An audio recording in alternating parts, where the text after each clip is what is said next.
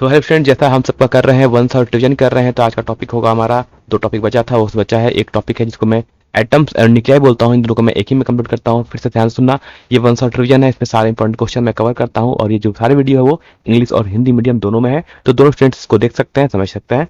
तो स्टार्ट करते हैं। सबसे पहले हम स्टार्ट करेंगे एटम से। ये हमारे पास कुछ एटम्स होते हैं, है ना। एटम्स क्या होता है, ये पूरा का पूरा जो स्ट्रक्चर बना दिया, ये हमारा क्या है, एक एटम है, ठीक है। एटम पे क्या होता है मैं बता दिया हूँ, डायग्राम देखना। तो आपके जो सेंटर पे क्या होता है, इस सेंटर को लोग बोलते हैं न्यूक्लियस बोलते हैं ना, पूरे को न्यूक्लियस बोलते हैं।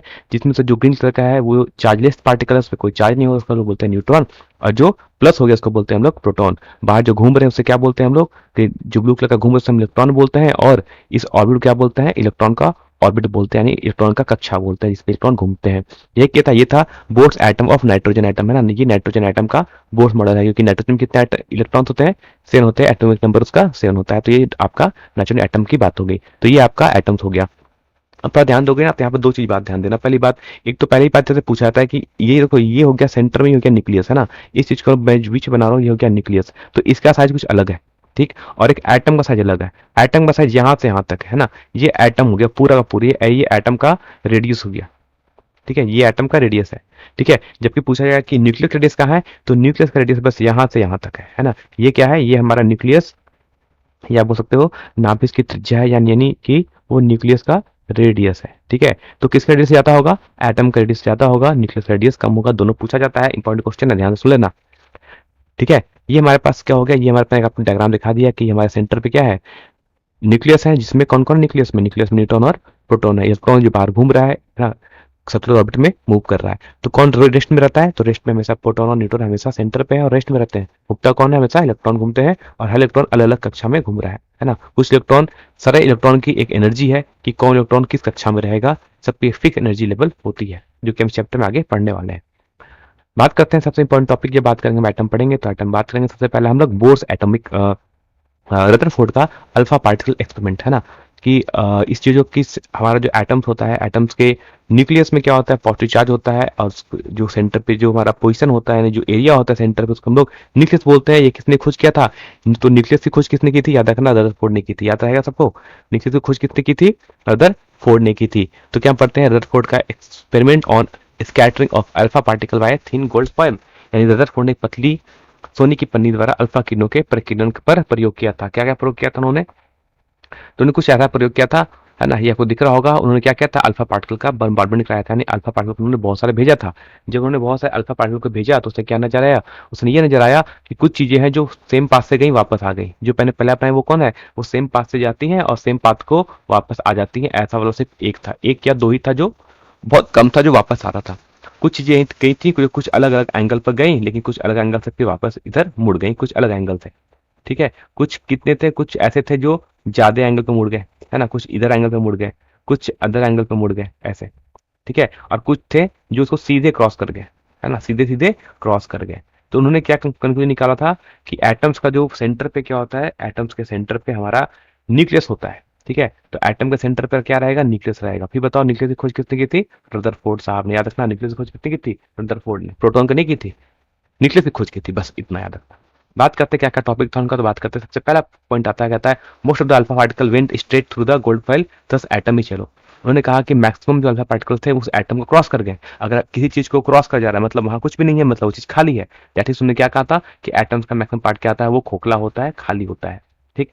कुछ अल्फा पार्टिकल्स हैं जो एटम के साथ collided with the atoms of the foil which have scattered और deflected through a considerable large angle. कुछ एटम्स थे, है ना, कुछ अल्फा पार्टिकल्स ऐसे थे जो ज्यादा एंगल से क्या हो गए, विक्षेपित हो गए, डाइवर्ट कर गए। तो ऐसे कुछ ऐसे अल्फा पार्टिकल्स भी थे। पॉइंट नंबर 3 की बात करते हैं कि बहुत कम पार्टिकल थे, very few particles turn back toward the source itself. बहुत कम ऐसे पार्टिकल्स थे जो वापस क्या गए, वापस अपनी ओर रिटर्न आ गए, यानी जिस पास से गए थे उसी पास से वापस आ गए ना, जिस पास से गए उसी पास से वापस आ गए। ऐसे बहुत ही कम थे, मतलब समझो 1 लाख में 10, है ना, 1 लाख अल्फा पार्टिकल्स में 10 अल्फा पार्टिकल थे जो सिर्फ वापस आ गए थे, ठीक है। मैक्सिमम सब क्रॉस कर गए थे।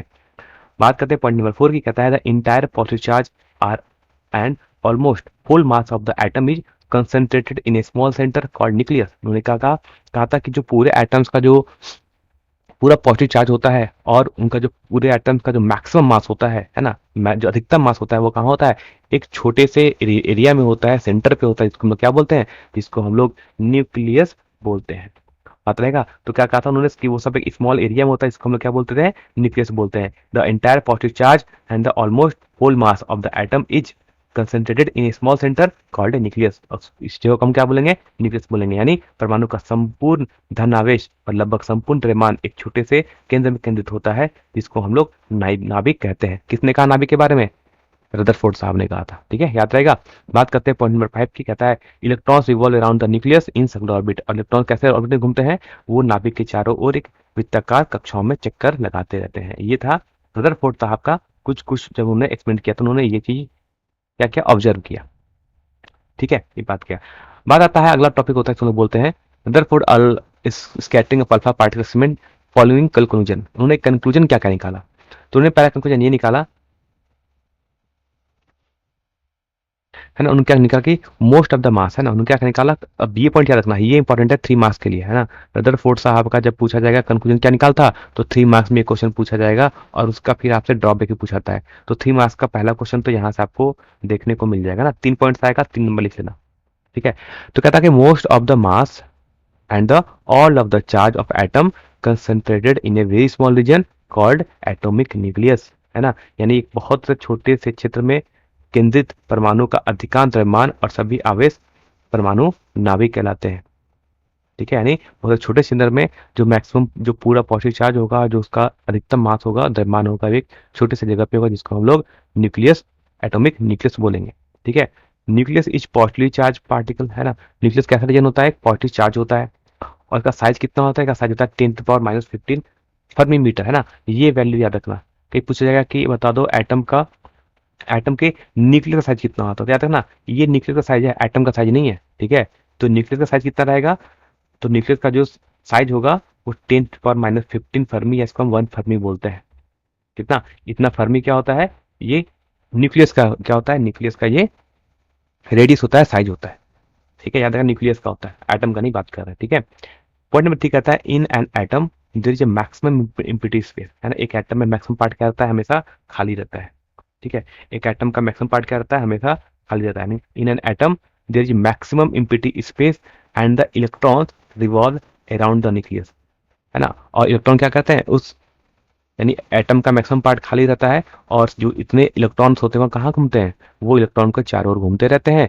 इन the same way as planet revolves around the sun, जैसे कि सन के चारों ओर हमारे सारे प्लेनेट घूम रहे हैं। यानी एक परमाणु में अधिकतम खाली स्थान होता है और इलेक्ट्रॉन नाभिक के चारों ओर उसी तरह से घूमते हैं जैसे ग्रह सूर्य के चारों ओर चक्कर लगाते हैं। ठीक है, 3 पॉइंट नंबर में आएगा तो 3 पॉइंट लिखेंगे। 1 मार्क्स से पूछा जाएगा तो 1 मार्क्स से पूछा जाता है, उसका ड्रॉबैक पूछा जाता है। एक या दो ड्रॉबैक पूछा जाए तो ये क्वेश्चन आपको 1 मार्क्स में देखने को मिल सकता है ना। ये ड्रॉबैक था, क्या था मतलब उसका, उनकी विफलता क्या हो गई थी, तो कहता it could not explain the stability of atom, है ना। एक एटम स्टेबल क्यों रहता है, इसके बारे में उन्होंने, उनके पास कोई इसका उत्तर नहीं था कि एक एटम स्टेबल क्यों है। और दूसरा पॉइंट था कि इट कुड नॉट एक्सप्लेन, है ना, ये क्या एक्सप्लेन नहीं कर सके, तो ये एक्सप्लेन नहीं कर सके the discrete nature of hydrogen spectrum, है ना। आगे आके पढ़ेंगे कि हाइड्रोजन का स्पेक्ट्रम मिलता है अलग अलग कलर का, वो में डिस्क्रीट नेचर मिलता है, मतलब एक कंटिन्यूस लाइन नहीं होती, अलग अलग लाइन मिलती है। जैसे जस्ट लाइक आपका एक बार कोड होता है ना, जब आप स्कैन करते हो बार कोड आता है, इसमें लाइन लाइन बना होता है ना, आपका कुछ इस स्टेप कैसे बना होता था, लाइन लाइन लाइन एक बार कोड में। तो ऐसा ही ये कैसा मिलता था, ऐसा ही मुझे हाइड्रोजन स्पेक्ट्रम का ही मिला था। तो ये अलग अलग लाइन थी, इसको बोलते हैं डिस्क्रीट नेचर। यानी एक हाइड्रोजन स्पेक्ट्रम की असतत प्रकृति की व्याख्या नहीं कर सके, ऐसा क्यों हुआ, वो भी रदरफोर्ड साहब ने एक्सप्लेन नहीं कर सके। ये इनकी ड्रॉबैक थी, ये इनकी विफलता का राज था, है ना। ये उनकी विफलता थी। ये क्वेश्चन भी याद रखेंगे किसके लिए, 1 मार्क्स क्वेश्चन के लिए आपसे पूछा जा सकता है। बात करते हैं, अगला टॉपिक आते हैं और हम चलते हैं, बात करते हैं assumption of bourse atom theory of hydrogen atom. अब कौन है इसके बाद है हमारे बोर साहब, है ना। रदरफोर्ड चले गए, अब रदरफोर्ड साहब तो कुछ चीजों को एक्सप्लेन नहीं कर पाए, तो उनको एक्सप्लेन करने के लिए कौन आए, बोर साहब है। अब उनका क्या था, इनके बारे में परमाणु बोर के बारे में क्या है ना, परमाणु के बारे में बोर के सिद्धांत की मान्यता क्या थी, उनका क्या एजम्पशन था। तो पहला एजम्पशन याद रखना, ठीक है, पहला एजम्पशन याद रखते हैं हम लोग। कैसा पहला एजम्पशन कहता है, क्या था कि an electron in an atom moves in a circular orbit. जो पहले कहा था, एक इलेक्ट्रॉन होता है वो एटम के चारों घूमते रहता है, ना, एक एटम में चारों घूमते रहता है, एक एटम के अंदर एक सेक्टर पाथ में घूमते रहता है। और किसके चारों ओर? अबाउट द न्यूक्लियस, एक न्यूक्लियस के चारों घूमता है, under the influence of coulomb force of attraction between electron and nucleus, है ना। और वो क्यों घूमते रहते हैं? क्योंकि सेंटर पे कौन कौन सा खींचते रहता है? सेंटर की ओर फोर्स लगता है, सेंट्रीपिटल फोर्स होता है, वो कौन लगा रहता है? वो एक इलेक्ट्रॉन और न्यूक्लियस, क्योंकि न्यूक्लियस पॉजिटिव चार्ज है, इलेक्ट्रॉन नेगेटिव चार्ज है, तो क्या करता है, जो आपका जो न्यूक्लियस है जो पॉजिटिव है वो हमेशा इलेक्ट्रॉन को अपनी ओर खींच रहा है, इसलिए क्या कर रहा है, वो हमेशा एक सर्कुलर पार्ट में घूम रहा है।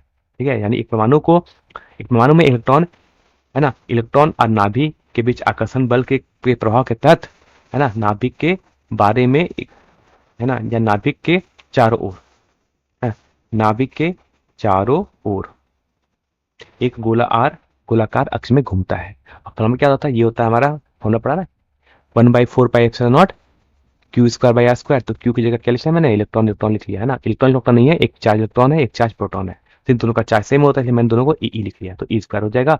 और ये किसके तो जाएगा? हमारा centripetal force M B square R के बराबर में। ठीक है, यहीं से हम निकालेंगे, हम यहीं से प्रूफ करेंगे किसका? इसी चीज को रख के हम प्रूफ कर लेंगे कि रेडियस का एक्सप्रेशन का आता है, वो यहीं से प्रूफ आता है ना। उस प्रूफ को मैं इस वीडियो में नहीं किया हूँ, वो जाकर मेरा प्रीवियस का पेपर देख लेना, शायद इस साल का 2023 का मॉडल सेक्टर से मैंने प्रूफ किया हुआ है, चीजों को मैं रिपीट नहीं कर रहा हूँ। ठीक है, बात करते हैं सेकंड एजम्पशन क्या था। तो सेकंड एजम्पशन था, उन्होंने कहा था कि ओनली दोज ऑर्बिट, है ना, आर पॉसिबल। अब कहता है कि इलेक्ट्रॉन किस ऑर्बिट में घूमेंगे, यानी किस सर्कुलर ऑर्बिट में घूमेंगे, यानी उसका रेडियस क्या होगा। तो उन्होंने कहा था कि only those orbit are possible which have angular momentum, है ना। तो कहा था इलेक्ट्रॉन सिर्फ उसी ऑर्बिट में घूम सकते हैं जिसका एंगुलर मोमेंटम, जिस ऑर्बिट का एंगुलर मोमेंटम क्या हो, ऑफ इलेक्ट्रॉन का क्या हो, is equal to N integral multiple of h/2π, है ना, जिसका एंगुलर मोमेंटम h/2π के मल्टीपल में आ जाएगा, 2 टाइम्स 3 टाइम्स आ जाएगा, वही हमारा पॉसिबल होगा, क्या? ऑर्बिट पॉसिबल होगा। यानी केवल वो कक्षाएं संभव हैं जिनके इलेक्ट्रॉन का कोणीय संवेग h/2π के पूर्णांक के गुणज के बराबर हो। दैट मीन्स कि आपका एंगुलर मोमेंटम क्या होता है? mvr, है ना। क्या होता है? mvr होता है। तो mvr के लिए कितनी होनी चाहिए? n times of h/2π। ठीक है, n क्या, वो कोई भी इंटीजर हो जाएगा, 1 2 3 4 5 कुछ भी हो सकता है। तो ये चीज बस पॉसिबल है। ठीक है, सेकंड assumption उनका ये था। बात कहा था थर्ड नंबर। अब थर्ड नंबर पे उन साहब ने क्या कहा था? तो थर्ड नंबर में उन्होंने कहा था, the electron moving in such orbit does not radiate electromagnetic radiation. अब कह रहा है कि इलेक्ट्रॉन इस टाइप के ऑर्बिट में अगर घूम रहे होंगे, है ना, जिसका angular momentum n into h/2π के इक्वल हो, ऐसे ऑर्बिट में जो इलेक्ट्रॉन घूम रहा होगा, है ना, कहता है कि ऐसे इलेक्ट्रॉन कभी भी एनर्जी रेडिएट नहीं करते हैं, है ना। तो कहता है electron moving in such an allowed orbit does not radiate electromagnetic radiation.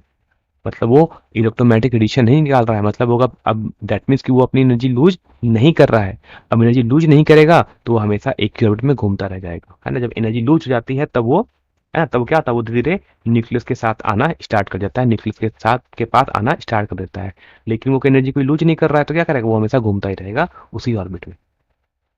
इस प्रकार बोल सकते हो, थस द टोटल एनर्जी, इस प्रकार total energy of electron revolving in any stationery orbit remains constant. इस प्रकार जो इलेक्ट्रॉन घूम रहे हैं किसी फिक्स ऑर्बिट में, उनकी एनर्जी हमेशा क्या रहती है? कांस्टेंट रहती है, वेरी नहीं करेगी। क्यों? क्योंकि वो कोई भी एनर्जी रेडिएट नहीं कर रहे हैं in the form of electromagnetic radiation. यानी ऐसे अनुमत कक्षाओं में गति करने वाला इलेक्ट्रॉन विद्युत चुंबकीय विकिरणों को विकिरण नहीं करता है, रेडिएट नहीं करता है। इस प्रकार किसी भी स्थिर कक्षा में घूमने वाले इलेक्ट्रॉन की कुल ऊर्जा स्थिर रहती है, कांस्टेंट रहती है। बात समझ आ गया? ये क्वेश्चन एजम्पशन का था। ये क्वेश्चन को भी आप 3 मार्क्स में पूछा जाए तो आप लिख सकते हो। अगर पूछा जाएगा कि इसके 3 बता दो कि इनके एजम्पशन क्या थे बोस साहब के, तो 3 एजम्पशन है, इंग्लिश हिंदी में दोनों लिख दिया है, फॉर्मूला लिख के जरूर आना, है ना। इंग्लिश मीडियम हिंदी मीडियम दोनों, और ऐसे पॉइंट बाई पॉइंट, है ना। एग्जाम में आंसर कैसे लिखा जाता है ये भी हम आपको कुछ दिनों में बताने वाले हैं जल्दी। ठीक है, अब कहता है कि ये किसके लिए एप्लीकेबल है। तो देखो, बोर्ड साहब का जो एटॉमिक मॉडल है वो किसके लिए वैलिड है? क्या सिर्फ हाइड्रोजन के लिए ही वैलिड है? नहीं, वो ऐसे ऐसे एटम जिसमें सिर्फ एक इलेक्ट्रॉन रहे, है ना। जैसे हीलियम प्लस, हीलियम में 2 इलेक्ट्रॉन होते हैं, लेकिन He प्लस मतलब क्या हो जाएगा? एक इलेक्ट्रॉन निकल गया, तो 2 इलेक्ट्रॉन में से एक इलेक्ट्रॉन निकल गया, कितने इलेक्ट्रॉन बच गया? Single electron. यानी ऐसा एटम जिसमें सिर्फ सिंगल इलेक्ट्रॉन हो, जैसे हीलियम प्लस और लिथियम 2 प्लस, है ना, इसके लिए वैलिड है। क्योंकि लिथियम में हाइड्रोजन हीलियम लिथियम, लिथियम में 3 इलेक्ट्रॉन होते हैं, Li2+ का मतलब होता है 2 इलेक्ट्रॉन निकल गए, कितना बच गया, 1 इलेक्ट्रॉन। यानी ये सिर्फ सिंगल यानी कंटेनिंग जिसमें 1 इलेक्ट्रॉन हो, बस उसके लिए ही ये वैलिड है। तो एमसीक्यू में ये क्वेश्चन पूछा जा सकता है कि किसके लिए ये वैलिड है। तो ऑप्शन में आपको हाइड्रोजन हो जाएगा, हीलियम+ हो जाएगा, लिथियम 2+ हो जाएगा, बस इसी के लिए वैलिड है और किसी के लिए वैलिड नहीं है। याद रहेगा अच्छे तरीके से। आते हैं हमारा result of bore atomic model, यानी बोर मॉडल के परिणाम क्या कहते हैं, है ना। तो पहला आता है उनका रेडियस ऑफ बोर ऑर्बिट, है ना। बोर ऑर्बिट की कक्षा की त्रिज्या कितनी होती है, हमें याद रखना RN equal to 0.53 n² angstrom, ठीक है। इसका मैं प्रूफ आपको नहीं कराना हूँ, प्रूफ के लिए आप इस बार का मॉडल सेट का जाकर पेपर देख लेना, मैंने वहां पर आपको प्रूफ कराया हुआ है पूरा, ठीक है। प्रूफ करने के लिए क्या करना, ये आपके इस बार के मॉडल सेट में पूछा हुआ क्वेश्चन है। प्रूफ करने के लिए आपको क्या करना है, आपको लिखना है mv² r, है ना। अब यहाँ RN लिख लेंगे, ठीक है।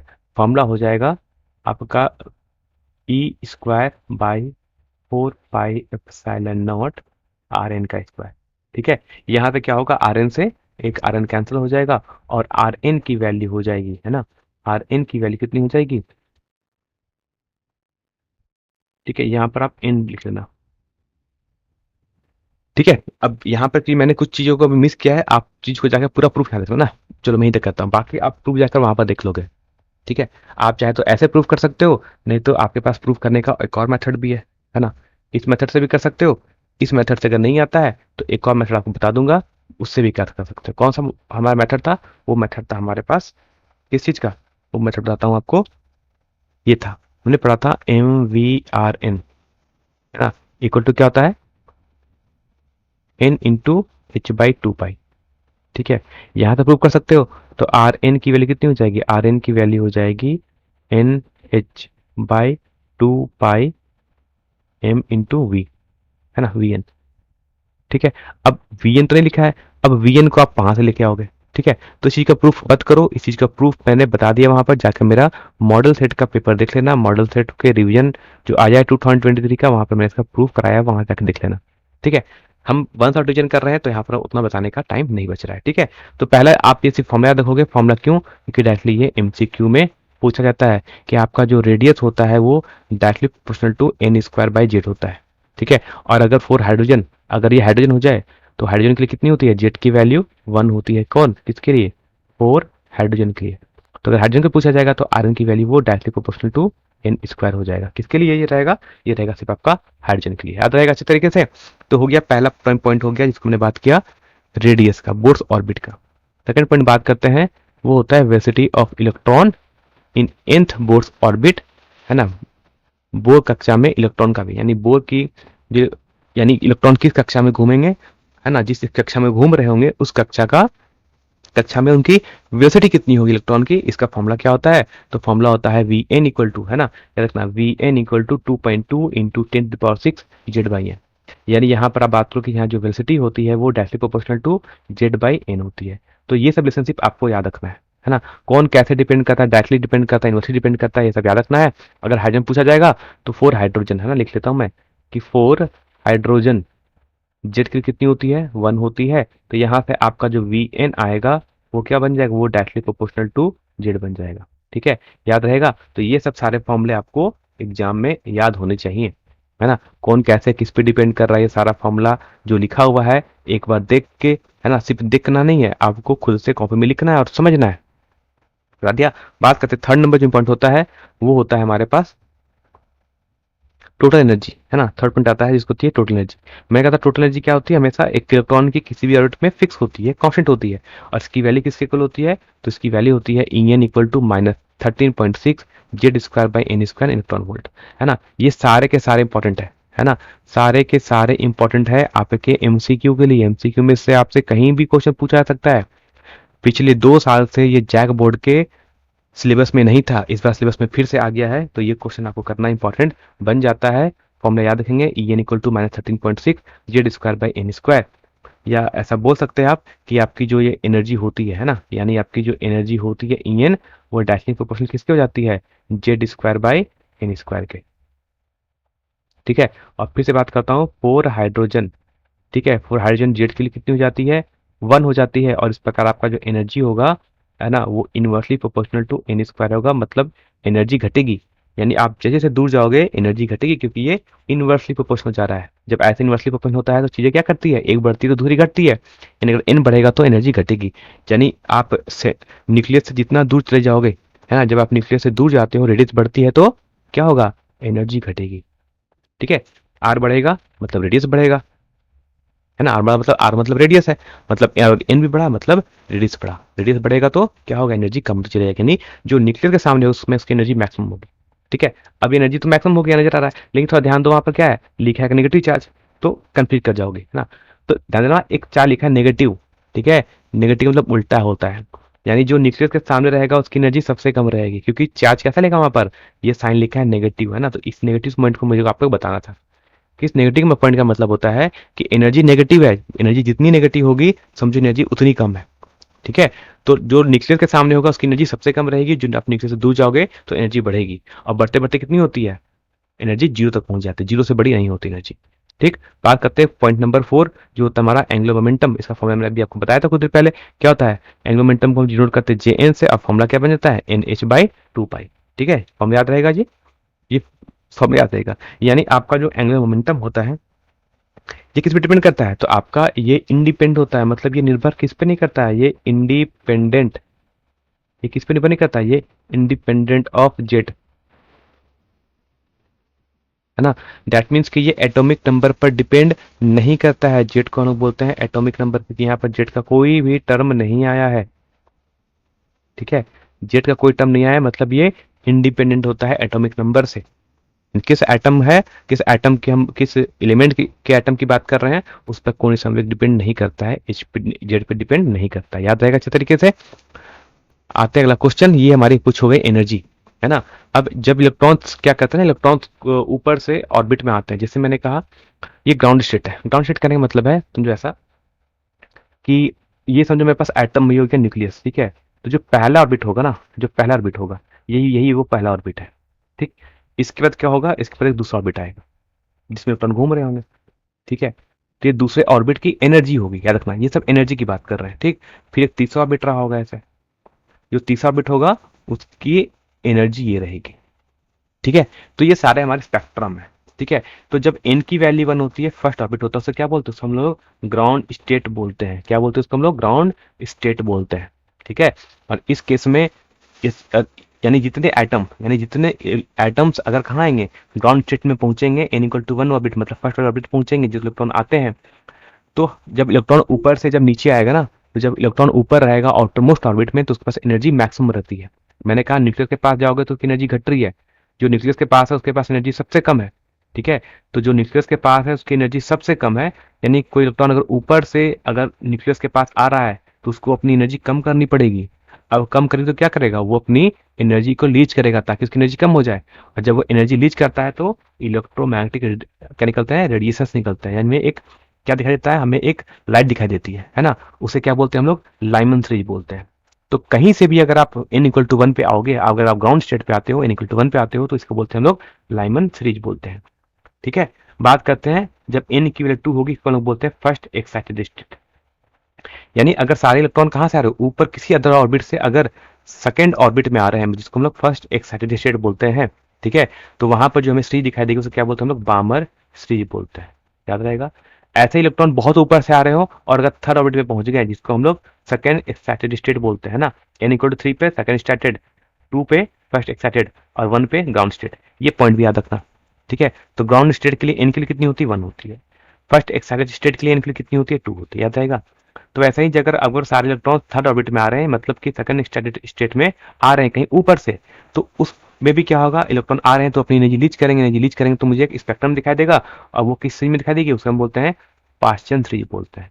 तो लाइमन, बामर, पाश्चन, ब्रैकेट और पी फंड, देख लेना डायग्राम।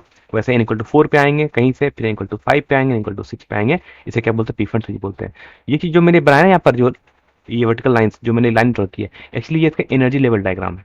ठीक है, इसको लोग क्या बोलते हैं, इसको लोग एनर्जी लेवल डायग्राम बनते हैं, यानी हर हर n equal to ground state, excited state, है ना, first excited state, second excited state, सबकी एक एनर्जी वैल्यू होती है, हर एनर्जी की एक लेवल है ना। हर हर उस स्टेट की एक फिक्स एनर्जी होती है, ठीक है। वो एनर्जी क्या होती है वो आगे देखते हैं। बाकी आपको इससे याद रखना है लाइमन, बामर, पाचन, ब्रैकेट और पीफंड। इनकी 1 पे लाइमन, 2 पे बामर, 3 पे पाचन, 4 पे ब्रैकेट, 5 पे पीफंड। बस ये 5 सीरीज ग्राउंड स्टेट पे n इक्वल टू 1 होती है, n इक्वल टू पे फर्स्ट एक्साइटेड स्टेट, 3 पे सेकंड एक्साइटेड स्टेट, 4 पे थर्ड एक्साइटेड स्टेट, 4 पे 5 पे fourth excited state, N equal to और n इक्वल टू 6 पे फिफ्थ एक्साइटेड स्टेट। याद रहेगा अच्छी तरीके से। बात करते हैं अगला टॉपिक, जिसको बात करते हैं हाइड्रोजन स्पेक्ट्रा। जब हमें हाइड्रोजन स्पेक्ट्रा दिखाई देगी तो सबकी एनर्जी कितनी कितनी होती है याद रखना, ठीक है। तो मैंने भी कहा था लाइमन की कब, जब कहाँ से आए, है ना। ये जब कुछ ये सिर्फ रिजल्ट याद रखना, एमसीक्यू में बहुत जगह आपको हेल्प करेगा ये चीज, है ना। इसमें इंपॉर्टेंट क्या है ये बता देंगे। तो कहता है n इक्वल टू 1 मतलब कहाँ पर आ रहे हैं, है ना, मतलब कहाँ पहुंच रहे हैं, मतलब होता है पहुंचना। तो इलेक्ट्रॉन कहाँ पहुंच, इलेक्ट्रॉन कहाँ पहुंच रहे हैं, लिख लेते हैं, इसको लिख लेते हैं कहाँ पहुंच रहे हैं, कहाँ, वो होगा n इक्वल टू 1। मतलब कहाँ पहुंचे थे, जब n इक्वल टू 1 पे पहुंचे थे तो उसे हम क्या बोलते हैं, लाइमन स्टेज पहुंचे थे। n इक्वल टू को लोग बोलते हैं कहाँ से आ रहे हैं, है ना। तो कहीं से आ सकते हैं, आने का तो लोग कहीं से आ सकते हैं। तो इलेक्ट्रॉन कहाँ से आ रहे हैं, n इक्वल टू से, 3 से, 4 से, इन्फिनिटी से, कहीं से भी आ रहे हो, है ना। तो कहता है कि हमें स्पेक्ट्रम दिखाई दे रही थी, मैंने कहा था कि जब ऊपर से नीचे आएंगे तो क्या करेंगे, वो एनर्जी लीज करेंगे। तो वो एक इलेक्ट्रोमैग्नेटिक रेडिएशन के फॉर्म में लीज करते हैं, यानी उसका मतलब वो एक इलेक्ट्रोमैग्नेटिक रेडिएशन निकाल रहे हैं। आपने पढ़ा है किसमें, इलेक्ट्रोमैग्नेटिक वेव में। जो इलेक्ट्रोमैग्नेटिक रेडिएशन होती है वो बहुत, उनका रेंज तो बहुत हाई होता है ना। गामा से लेकर माइक्रोवेव, रेडियो वेव तक जाते हैं। तो कहता है जब ये रे निकलती है तो किस फॉर्म में निकलती है, दिखती है। तो कहता है ये अल्ट्रावायलेट रीजन में निकलती है, ठीक है। याद रहेगा कि लाइमन थ्रिज में किस टाइप की स्पेक्ट्रम हमें दिखा को मिलती है, हमें अल्ट्रावायलेट। सब इंपॉर्टेंट पॉइंट है, सब पिछला इंपॉर्टेंट है। लाइमन के लिए कितना होगा, लाइमन के लिए अल्ट्रावायलेट, ठीक है। याद रहेगा लाइमन के लिए अल्ट्रावायलेट। वैसे ही बामर क्या होगा, बामर के लिए इनके लिए 2 हो जाती है, कहाँ से, 3 4 5 कहीं से आ रहे होंगे। इसमें हमें कौन सी रीजन दिखाई देती है, विजिबल। और इसको लिख लेना most important, very very important, है ना। पूछा जाता है कि विजिबल रीजन मुझे किस स्पेक्ट्रम में दिखाई देता है, बामर सीरीज में। हम बामर सीरीज को ही देख सकते हैं क्योंकि यही विजिबल रीजन है, बाकी हम किसी को देख नहीं पाएंगे। पूछेगा अल्ट्रावायलेट कहाँ मिलता है, अल्ट्रावायलेट मिलता है हमें लाइमन में। तो ये दोनों इंपॉर्टेंट है। थर्ड बात करते हैं हम किसकी, अब बात करते हैं पाचन सीरीज की। पाचन सीरीज के लिए n की वैल्यू 3 हो जाएगी। ये कहाँ मिलेगा मुझे, इंफ्रारेड रीजन में, मतलब ये भी हम देख नहीं पाएंगे। ब्रैकेट भी कहाँ मिलेगा, ब्रैकेट की n की वैल्यू 4 होती है, ये भी कहाँ मिलता है, इंफ्रारेड रीजन में। मतलब हम सिर्फ बामर सीरीज को ही देख सकते हैं, ठीक है। बाकी पीफंड की बात करती है, पीफंड की होती है n की वैल्यू 5। और ये भी हमें किस रीजन में जो स्पेक्ट्रम निकलती है वो इंफ्रारेड रीजन में निकलती है, और जिसको हम देख नहीं सकते हैं। तो ये सारे के सारे इंपॉर्टेंट टॉपिक हैं, याद रख लेना, है ना, सबके सब इंपॉर्टेंट है। पूछा जाएगा बताओ विजिबल रीजन में कौन दिखाई देता है, तो बामर सीरीज, ठीक है। अल्ट्रावायलेट में कौन दिखाई देता है, तो लाइमन सीरीज। याद रहेगा, ये सारे के सारे इंपॉर्टेंट है, आपके एमसीक्यू में बहुत सारे क्वेश्चन इस पे आते हैं। 3 मार्क्स क्वेश्चन यहाँ से नहीं पूछा जाएगा। बात करते हैं अगला टॉपिक। अब ये एनर्जी की याद रखना कि सबकी एनर्जी लेवल फिक्स होती है ना। तो कहता है जब ग्राउंड स्टेट, मैंने कहा था कि वो एनर्जी लेवल था, है ना, मैंने कहा था वो एनर्जी लेवल था। तो कहता है जब वो ग्राउंड लेवल पे होगा तो उसे क्या बोलेंगे हम लोग, ग्राउंड स्टेट बोलेंगे। और उसमें एनर्जी कितनी होती है, -13.6। मैंने कहा था नेगेटिव एनर्जी होती है, कितनी होती है, -13.6 होती है। जब आप ऊपर जाओगे तो एनर्जी बढ़ेगी। तो -13.6 से कितना हो गया, -3.0। यानी एनर्जी क्या है, धीरे धीरे ऊपर जाओगे तो एनर्जी बढ़ती है। अब बढ़ के कितनी जाती है, 0 हो जाती है। इंपॉर्टेंट क्या है सर, हम सब कुछ याद रखेंगे नहीं, आप बस इसको याद रखना। पूछेगा ग्राउंड स्टेट पे कितनी एनर्जी होती है ना। तो ग्राउंड पे एनर्जी कितनी होती है, -13, है ना, माइनस साइन के साथ, -13.6। और यूनिट मत भूलना, इलेक्ट्रॉन वोल्ट, ठीक है। चाहो तो आप अगर फर्स्ट इसे बोलते हैं n इक्वल टू 2 पे क्या होता था हमारा, फर्स्ट एक्साइटेड स्टेट होता था। तो वहां के भी एनर्जी आप याद रखोगे कितनी होती है, -3.0। बस यही 2 याद रखना, बाकी ऊपर का नहीं भी याद रखोगे चलेगा, नहीं पूछा जाता एग्जाम में, ठीक है। एक ये फॉर्मूला होता है, फॉर्मूला की वैल्यू अगर आप याद रखो तो ठीक है, ठीक है। N1 यानी हम जब वो लाइट आएगी तो उसकी कुछ फ्रीक्वेंसी रहेगी, है ना, फ्रीक्वेंसी निकलेगी। तो कह रहा है उसकी फ्रीक्वेंसी कितनी होगी, ठीक है। तो फॉर्मूला होता है R by R into one upon N1 square minus 1/N2 square. R को लोग बोलते हैं रिडबर्ग कांस्टेंट, और रिडबर्ग कांस्टेंट की वैल्यू ये होती है, याद रखना, है ना। इंपॉर्टेंट तो नहीं है, नहीं पूछते हैं ऐसे जल्दी, लेकिन याद रखते हैं ना। रिडबर्ग कांस्टेंट की वैल्यू कितनी होती है, 1.1 इंटू 10⁻7 पर मीटर, क्योंकि पर मीटर होती है, ठीक है। याद रहेगा अच्छे तरीके से। बात करते हैं हम